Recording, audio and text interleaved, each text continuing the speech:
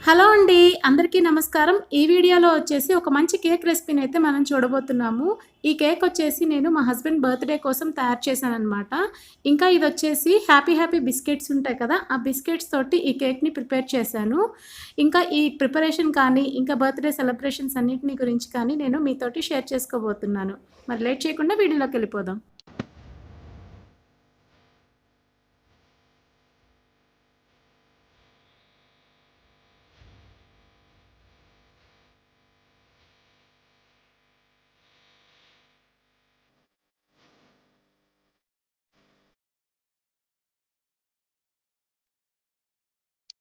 ముందుగా ఇక్కడొచ్చేసి నేను ఇలాగ హ్యాపీ హ్యాపీ బిస్కెట్ ప్యాకెట్‌నయితే తీసుకున్నాను. దీనిలో వచ్చేసి 4 ప్యాకెట్స్ అయితే ఉన్నాయి. ఒక్కొక్క దాంట్లో 100 గ్రామ్స్ వరకు బిస్కెట్స్ అయితే ఉన్నాయన్నమాట.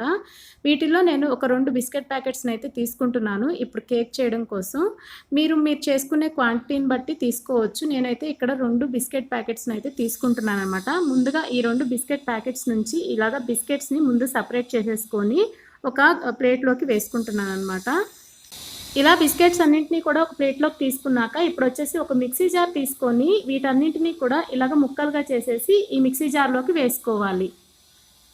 ఈ బిస్కెట్స్‌లో ఆల్రెడీ మనకి ఇలాగ చాకో చిప్స్ అయితే ఉంటాయండి. దానివల్ల కొంచెం స్వీట్‌నెస్ అయితే బావుంటుంది కానీ, కాకపోతే కొంచెం స్వీట్ ఎక్కువ తినే వాళ్ళకేంటంటే, ఇంకొంచెం స్వీట్ ఉంటే బావుంటుంది అనిపిస్తుంది కదా! దానికోసం అని చెప్పేసి, ఇక్కడ నేను 2 టేబుల్ స్పూన్స్ షుగర్‌నయితే యాడ్ చేస్తున్నాను. ఈ విధంగా డైరెక్ట్‌గా షుగర్‌నైనా యాడ్ చేసుకోవచ్చు. లేదా మీ దగ్గర ఐసింగ్ షుగర్ ఉంటే గనక అంటే షుగర్ పౌడర్ ఉంటే గనక దాన్నైనా కూడా ఒక 3 టేబుల్ స్పూన్స్ వరకు యాడ్ చేసుకోవచ్చు. ఇప్పుడొచ్చేసి ఇందులోకి ఒక 4 యాలకుల్ని కూడా తీసుకుంటున్నాను. ఈ యాలకులొచ్చేసి నేను ఎసెన్స్ కోసం యాడ్ చేశాననమాట. మామూలుగా మన దగ్గర వెనిల్లా ఎసెన్స్ కానీ, ఇంకా అదర్ ఎసెన్సెస్ ఏవైనా ఉన్నా కానీ యాడ్ చేసుకోవచ్చు. కాకపోతే ఇక్కడ మనం ఎగ్ కేక్ ఏమి ప్రిపేర్ చేయట్లేదు కదా! డైరెక్ట్‌గా బిస్కెట్ కేకే కాబట్టి అంత అవసరం లేదు కదా అని చెప్పేసి ఎసెన్స్ ఇలాగ న్యాచురల్‌గా ఉంటుందని చెప్పేసి యాలకులనైతే తీసుకున్నానండి. ఇది కూడా ఫ్లేవర్ బావుంటుంది. ఇప్పుడొచ్చేసి మొత్తం అంతా కూడా ఇలాగ బ్లెండ్ చేసుకొని, ఆ పౌడర్‌ని ఇలాగ ఒక బౌల్‌లోకి కలెక్ట్ చేసుకోవాలి. ఇప్పుడొచ్చేసి ఈ బౌల్‌లోకి బేకింగ్ పౌడర్‌ని కూడా ఒక టేబుల్ స్పూన్ వరకు యాడ్ చేసుకోవాలి. ఇదొచ్చేసి దీనివల్ల కేక్ అనేది మనకి మంచిగా పొంగుతుందనమాట. దానికోసం ఇలాగా బేకింగ్ పౌడర్‌నయితే యాడ్ చేసుకోవాలి. ఇలాగ యాడ్ చేసుకున్నాక ఇప్పుడు ఈ పౌడర్ మొత్తాన్ని కూడా ఈ విధంగా వీడియోలో చూపించినట్టు విస్కర్ తోటి బాగా మిక్స్ చేసుకోవాలి.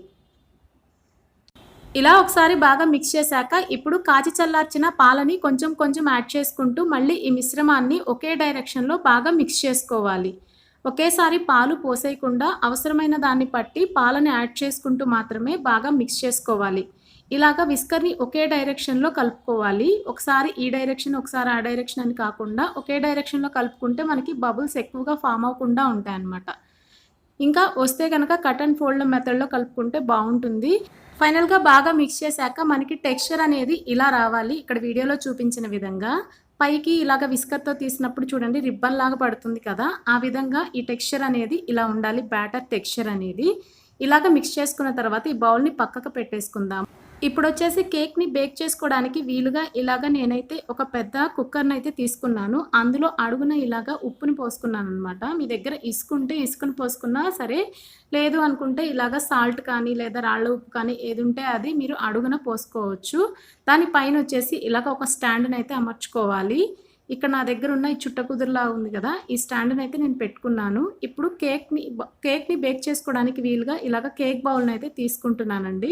ఈ కేక్ బౌల్‌ని ఫస్ట్ మనమైతే ఇలాగ ఆయిల్ వేసుకొని, ఆయిల్ మొత్తాన్ని కూడా బౌల్‌కయ్యేలాగా స్ప్రెడ్ చేసుకోవాలి. ఇలా బౌల్ మొత్తానికి ఆయిల్ అప్లై చేశాక, ఇప్పుడొచ్చేసి ఇందులోకి కొంచెం మైదా పిండిని కానీ, లేదా గోధుమ పిండిని కానీ వేసుకొని, బౌల్ మొత్తానికి అయ్యేలాగా ఈ విధంగా స్ప్రెడ్ చేయాలి. దీనివల్లేంటంటే మనకి కేక్ అనేది అడుగున అంటుకోకుండా ఉంటుంది. ఇంకా మన దగ్గర బటర్ పేపర్ ఉంటే కనుక దాన్ని కూడా మనం అడుగున వేసుకున్నా బావుంటుంది దీనికి బదులుగా. ఇప్పుడొచ్చేసి ఇలాగ రెడీ చేసుకున్న ఈ బౌల్‌లోకి మనం ముందుగా సిద్ధం చేసి పెట్టుకున్న ఈ కేక్ మిశ్రమం ఏదైతే ఉందో ఆ బ్యాటర్ మొత్తాన్ని కూడా ఈ బౌల్‌లోకి వేసుకోవాలి. ఇలా బ్యాటర్ మొత్తాన్ని వేసుకున్నాక ఒకసారి బౌల్‌నయితే ట్యాప్ చేసుకోవాలండి. ఒక 2, 3 టైమ్స్. ఎందుకంటే అందులోకి బబుల్స్ ఉంటాయి కాబట్టి అవేమన్నా ఉంటే క్లియర్ అవుతాయన్నమాట. దానికోసం అని చెప్పేసి ఇలాగా బౌల్‌నయితే ట్యాప్ చేసుకోవాలి. ఇలాగా సిద్ధం చేసుకున్న ఈ బౌల్‌లోకి నేనైతే ఇప్పుడొచ్చేసి డ్రై ఫ్రూట్స్‌నైతే యాడ్ చేస్తున్నాను పైన. మీకిష్టముంటే యాడ్ చేసుకోవచ్చు, లేదా స్కిప్ చేయొచ్చు. నేనైతే ఇలాగ పైన ప్లెయిన్‌గా ఉండడం ఎందుకా అని చెప్పేసి ఫైనల్‌గా పైన అయితే ఇలాగ డ్రై ఫ్రూట్స్‌నైతే నేను అరేంజ్ చేస్తున్నాను. కొంచెం కట్ చేసి పెట్టుకున్న బాదం పప్పును కానీ ఇలాగ పైన మొత్తం కూడా పెట్టేసుకున్నాను.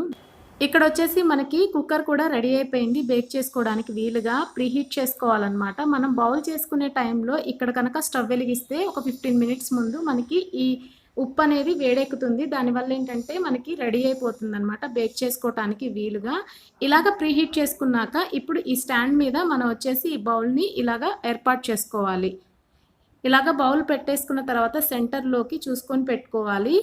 తర్వాత ఇక్కడొచ్చేసి ఈ మూత ఉంది కదా! ఈ కుక్కర్ మూత ఏదైతే ఉందో దానిలోకి ఇలాగా వాషర్ లేకుండా చూసుకోవాలి. ఇంకా పైన విజిల్ కూడా అవసరం లేదండి. ఇలాగా మూతనైతే పెట్టేసుకోవాలి. ఫస్ట్ 10 మినిట్స్ వచ్చేసి హైలో పెట్టుకోవాలి. దానివల్ల ఏంటంటే కేక్ మంచిగా పొంగుతుంది. 10 మినిట్స్ తర్వాత వచ్చేసి మనం సిమ్ చేసుకోవాలనమాట. అంటే లోలో పెట్టుకోవాలి. ఫైనల్‌గా నాకైతే సిమ్ చేశాక ఒక 20 మినిట్స్ పట్టిందండి. అంటే ఫస్ట్ 10 మినిట్స్ హైలో పెట్టాను కదా! తర్వాత సిమ్‌లో పెట్టాక ఒక 20 మినిట్స్ పట్టిందనమాట. మొత్తంగా నాకు 30 మినిట్స్‌లో కేక్ అయిపోయింది. క్వాంటిటీ కొంచెం తక్కువగా ఉంది కాబట్టి నాకు ఆ టైం సరిపోయింది. లేదు కొంచెం క్వాంటిటీ ఎక్కువ ఉన్నప్పుడు ఏంటంటే మనం ఒక 40, 45 మినిట్స్ కూడా టైం పడుతుంది. దానికోసం మీకు 30 మినిట్స్ తర్వాత ఒకసారి చెక్ చేసుకోవచ్చు. నైఫ్ గుచ్చి చూసినప్పుడు మనకి ఆ నైఫ్‌కనేది మనకి ఏ కేకు మెటీరియల్ అంటుకోకూడదనమాట. అప్పుడు మనకి బాగా ఉడికిపోయినట్టు. ఇప్పుడు నేను ఇందాక గుచ్చి చూసినప్పుడు నాకు నైఫ్‌కి ఏమీ అంటుకోలేదు కదా! సో, దాన్ని బట్టి నేను ఇలాగ కేక్ అయితే ఉడికిపోయింది కాబట్టి బయటకు తీసేసి కొంచెం సేపు ఆరాలి. ఆరిన తర్వాత ఇలాగ నైఫ్ తోటి ఇలాగ చుట్టూ ఒకసారి అనుకోని ఇలాగ ప్లేట్‌ని పైన బోర్లించి అందులోకి కేక్‌ని తీసుకుంటున్నాననమాట. అంటుకోకుండా చాలా చక్కగా మనకి కేక్ అయితే ఎంత బాగొచ్చిందో చూడండి. ఎందుకంటే బౌల్‌లో మనం కొంచెం ఆయిల్‌ని మొత్తం స్ప్రెడ్ చేసి తర్వాత పిండిని కూడా స్ప్రెడ్ చేసుకొని అప్పుడు మనం బ్యాటర్‌ని వేసుకున్నాం కదా! దానివల్ల అడుగు కూడా అంటుకోలేదు. చక్కగా వచ్చింది కేక్ అయితే. ఇంకా మనం వేసిన డ్రై ఫ్రూట్స్ అన్నీ కూడా చాలా చక్కగా అంటుకున్నాయన్నమాట కేక్‌కి.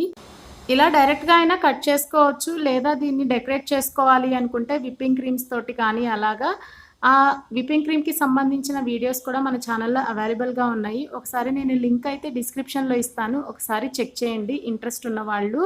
ఫైనల్‌గా మనకి ఇలాగ హ్యాపీ బిస్కెట్స్ తోటి కేక్ అయితే రెడీ అయిపోయిందండి. ఇంకా కట్ చేయటానికి మా హస్బెండ్ ఇంకా మా పాప కూడా రెడీగా ఉన్నారనమాట. కేక్ కట్ చేయడం అంటే చిన్న పిల్లలకి మామూలు సరదా కాదు. చూడండి రెడీ అయిపోయి సిద్ధంగా ఉంది కేక్ కట్ చేయడానికి. ఎప్పుడొస్తావు అనుకుంటా ఇద్దరు నన్ను పిలుస్తున్నారు. ఫైనల్‌గా ఇద్దరు కలిసి కేక్‌నైతే కట్ చేస్తున్నారండి. ఈ విధంగా మేమైతే హస్బెండ్ బర్త్‌డేని సెలబ్రేట్ చేసుకున్నాము. ఇంట్లో తయారు చేసిన కేక్ తోటి. మాక్సిమం ఇంట్లోనే తయారు చేస్తానండి కేక్స్ అయితే మాత్రం పుట్టినరోజులకి బయట కొనుక్కొచ్చే కంటే కూడా. ఇలా ఇంట్లోనే తయారు చేసుకోవడం వల్ల మనకి సెల్ఫ్ సాటిస్ఫాక్షన్ అనేది ఉంటుంది. ఇంకా మన ఛానల్‌లో చాలా కేక్స్ అవైలబుల్‌గానే ఉన్నాయండి. నేను వాటికి సంబంధించిన వీడియోస్ లింక్స్ అనేవి డిస్క్రిప్షన్‌లో ఇస్తాను. ఒకసారి ఇంట్రెస్ట్ ఉన్న వాళ్ళు చెక్ చేయండి.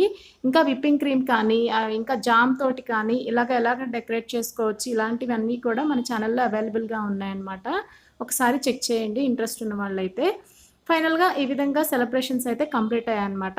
మీకు ఈ వీడియో కనుక నచ్చినట్లయితే తప్పకుండా లైక్ చేయండి. ఇంకా మన ఛానల్‌ని ఎవరైనా ఫస్ట్ టైమ్ చూస్తుంటే సబ్స్క్రైబ్ చేసుకోవడం మాత్రం మర్చిపోకండి.